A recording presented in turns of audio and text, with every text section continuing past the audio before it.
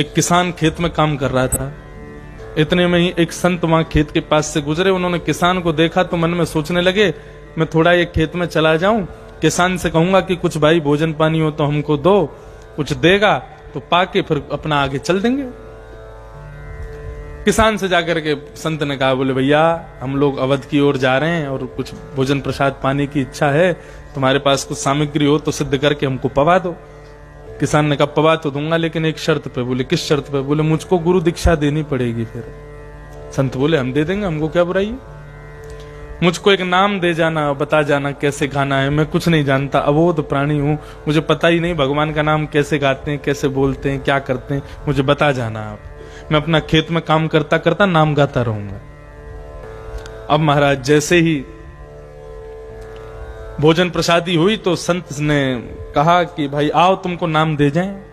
महात्मा ने उसको कहा, किसान को, भाई कृष्ण चंद्र इस ये बोला करो तुम। तो अब तो महाराज वो किसान बेचारा बहुत सीधा सरल महात्मा, उसको ज्यादा कुछ आता नहीं था। बोले अच्छा कृष्ण चंद्र कृष्ण चंद्र कृष्ण चंद्र कृष्ण चंद्र, भूल ना जाऊं इसलिए याद कर रहा था, कृष्ण चंद्र कृष्ण चंद्र कृष्ण चंद्र कृष्ण चंद्र।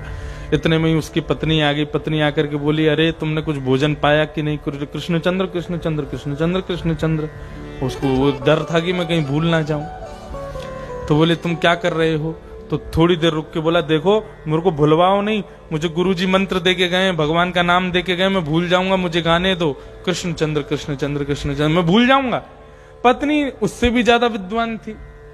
पत्नी ने कहा, एक काम करो, तुम खेत में काम कैसे करोगे, इसमें मन लगाया रहोगे, तो एक काम करो, थोड़ी देर के लिए नाम मुझको दे जाओ, मैं जपती रहूंगी, इतनी देर तुम खेत में काम कराना। बोले हाँ ये बढ़िया है। तो वो कहता कृष्ण चंद्र कृष्ण चंद्र कृष्ण चंद्र। तो बोलते बोले हाँ कृष्ण चंद्र। अब वो भी गाने लगी कृष्ण चंद्र। इतने में वो खेत में काम करने गया। अब ये पता नहीं किसी काम में व्यस्त हो गई तो कृष्ण चंद्र हो गए खसीटे चंद्र। तो जैसे ही वो लौट के आया, आकर के बोला, वो लाओ मेरा नाम दे दो, वो संत जो दे के गए थे। तो बोले खसीटे चंद्र खसीटे चंद्र। अब वो दिन रात वही करे, खसीटे चंद्र खसीटे चंद्र। अब तो ये हुई स्थिति कि उसको याद ही हो गया, वो दिन रात खसीटे चंद्र ही गाता है। लेकिन फिर भी उसकी मुक्ति हो गई, उसको वैकुंठ मिल गया, भगवत धाम मिल गया। रुक्मणी जी ने, लक्ष्मी जी ने भगवान से पूछा, बोले कि भगवान आपका नाम गाने वाले वैकुंठ आते हैं और ये खसीटे चंद्र बोल बोल के वैकुंठ आ गया, खसीटे चंद्र क्यों? बोले खसीटे चंद्र भी मेरा ही नाम है। क्यों?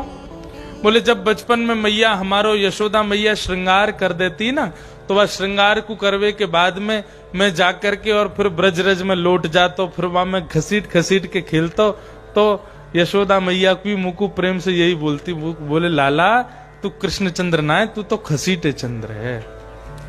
तो भाव कुभाव अनख आलसहु, नाम जपत मंगल दिस दस। कैसे भी जपो, नाम भगवान का होना चाहिए, और भले ही नाम हमसे अशुद्ध हो गया लेकिन मन में भावना तो भगवान के प्रति है ना, तो कल्याण कर देगी।